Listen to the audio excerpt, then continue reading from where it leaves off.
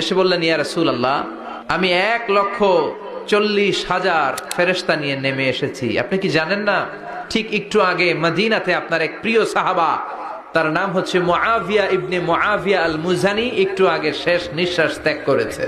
বিশ্বনবী বললেন, ইন্না লিল্লাহি ওয়া ইন্না ইলাইহি রাজিউন। সাইয়েদনা জিবরাইল বললেন, ও নবী, আপনি কি আপনার প্রাণের সাহাবীর জন্য গায়েবানা জানাজা পড়বেন না?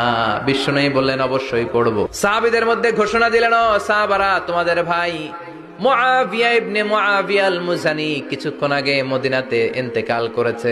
সবাই বাইরে বের হয়ে আসো, এই মাত্র আমরা এই মুহূর্তে আমরা গায়েবানা জানাজা পড়ব। বিশ্বনবী প্রথম কাতারে দাঁড়ালেন, হাজার হাজার সাহাবারা লাইন ধরে দাঁড়ালো।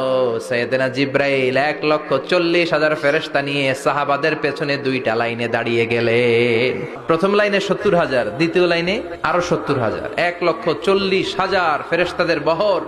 আর সাহাবারা মিলে আল্লাহু আকবার বলে গায়েবানা জানাজা শুরু করলেন। নামাজ শেষ। বিশ্বনবী তো অবাক, ঘটনা কি? কোন সাহাবীর গায়েবানা জানাজায় তো ফেরেশতা নামে না আকাশের উপর থেকে। বিশ্বনবী জিজ্ঞেস করলেন, জিবরাইল, কোন সাহাবীর গায়েবানা জানাজায় তোমরা আকাশ থেকে এত ফেরেশতার বহর নিয়ে নামো নাই? কি এমন আমল করেছে আমার মুআবিয়া? কি এমন ভালো গুণ ছিল, ভালো আমল ছিল, যার কারণে আরশের উপরে তার এত সম্মান?